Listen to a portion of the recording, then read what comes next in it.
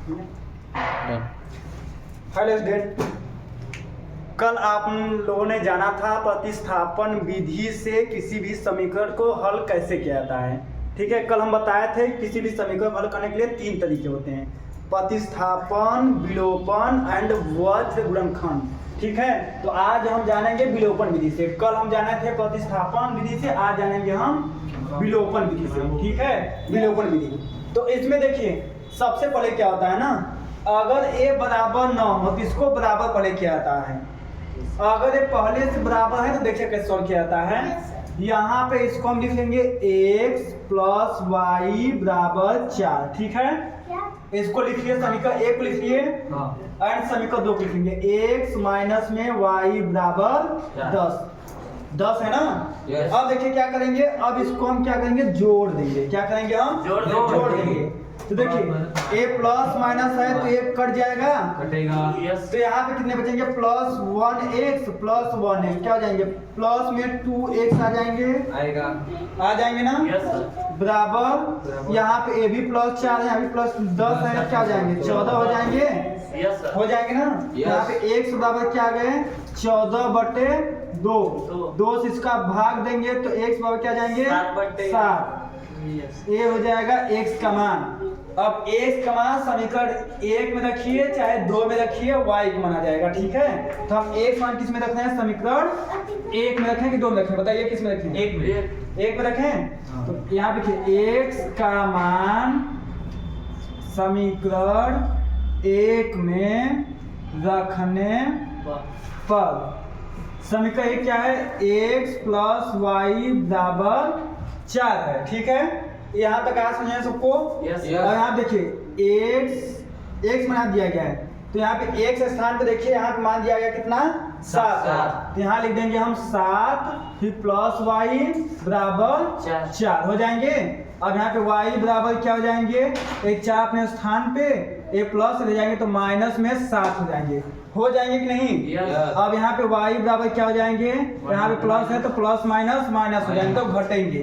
तो 7 में से हम 4 घटाएंगे तो कितने जाएंगे, 3। ये बड़ा है, इसका चिन्ह माइनस है तो इसलिए यहाँ पे माइनस लिख देंगे। ये y का मान आ गया।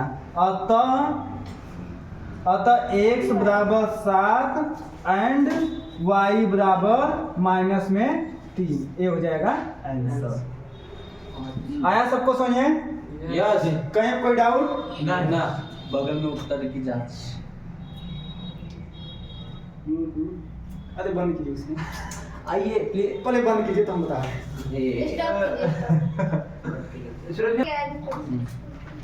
देखिए। अब हम उत्तर की जांच करेंगे कि जो हम सवाल किए हैं ये सही है कि गलत है। तो उत्तर की जांच करने के लिए ये जो x एंड y का मान है ये हम समीकरण 1 में पुट कर देंगे तो इसके बराबर आ जाएंगे, एंड समीकरण 2 में पुट कर देंगे तो ये इसके बराबर आ जाएंगे। यहाँ पे देखिए जैसे यहाँ दिया गया है x प्लस वाई बराबर 4 दिए गए हैं।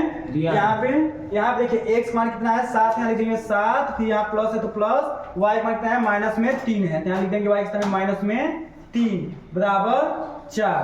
अब देखिए यहाँ पे 7 लिख देंगे, फिर प्लस माइनस माइनस, यहाँ पे 3 है तो यहाँ 3 बराबर 4। तो यहाँ पे 7 में से 3 घटेंगे तो यहाँ बचेंगे 4 बराबर 4। देखिए बराबर हो गए ना, इसका मतलब कि ये जो x y का मान आया ये सही आया है। यहाँ पे कीजिए उत्तर की जाँच।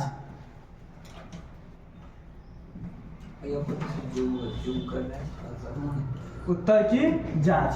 अब सेम ये तो समीकरण 1 में रखे हम, किस में रखे हैं, समीकरण 1 में। अब समीकरण 2 में रख के देख लेते हैं।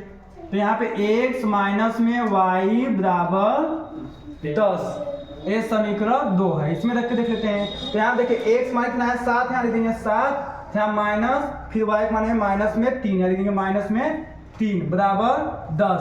तो आ जाएंगे 7 माइनस माइनस प्लस बना लेंगे, यहाँ पे 3 बराबर 10।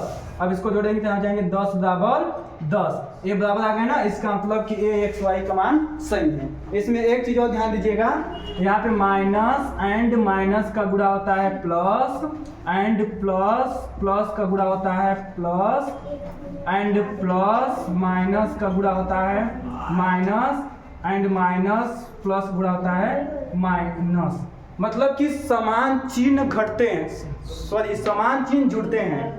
एंड असमान चिन्ह घटते हैं, जैसे प्लस प्लस ये समान चिन्ह है तो ये जुड़ जाएंगे, माइनस माइनस समान चिन्ह है तो ये जुड़ जाएंगे, असमान चिन्ह जैसे एक प्लस है एक माइनस है तो ये घट जाएंगे, एक माइनस एक प्लस है तो ये घट जाएंगे। आया समझे? Yes. अब हम नेक्स्ट वीडियो में जानेंगे कि वज्र गुणनखंड विधि से इसको कैसे सॉल्व किया जाएगा।